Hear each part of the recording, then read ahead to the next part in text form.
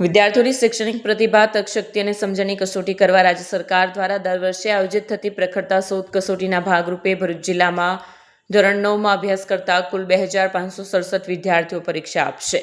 ભરૂચ, અંકલેશ્વર અને ઝઘડિયા તાલુકાના કુલ 10 પરીક્ષા કેન્દ્રો પર આયોજન છે, જ્યાં વિદ્યાર્થીઓ માટે 86 બ્લોકમાં વ્યવસ્થા કરવામાં આવી છે. પરીક્ષાનું સુચારું અને પારદર્શક આયોજન થાય તે માટે વહીવટીતંત્ર દ્વારા વ્યાપક તૈયારીઓ કરાઈ છે.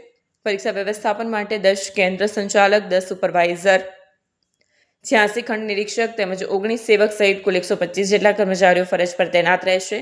પરીક્ષાનો સમય પ્રશ્નપત્ર 1 માટે સવારે 11 થી 1 વાગ્યા સુધી અને પ્રશ્નપત્ર 2 માટે બપોરે 2 થી 4 વાગ્યા સુધીનો નક્કી છે. પ્રખરતા શોધ કસોટીમાં મેરિટમાં સ્થાન મેળવનાર વિદ્યાર્થીઓને સરકાર તરફથી ધોરણ 9 થી ધોરણ 12 દરમિયાન વર્ષે ₹12,000ની શિષ્યવૃત્તિ આપવામાં આવશે, જેના કારણે વિદ્યાર્થીઓને ઉચ્ચ અભ્યાસ માટે આર્થિક સહાય મળશે અને તેમની પ્રતિભાને વધુ પ્રોત્સાહન મળશે. વિડીયો જર્નાલિસ્ટ વિરેન્દ્ર પાટીલ સાથે સત્યા ટીવી ન્યૂઝ ભરૂચ.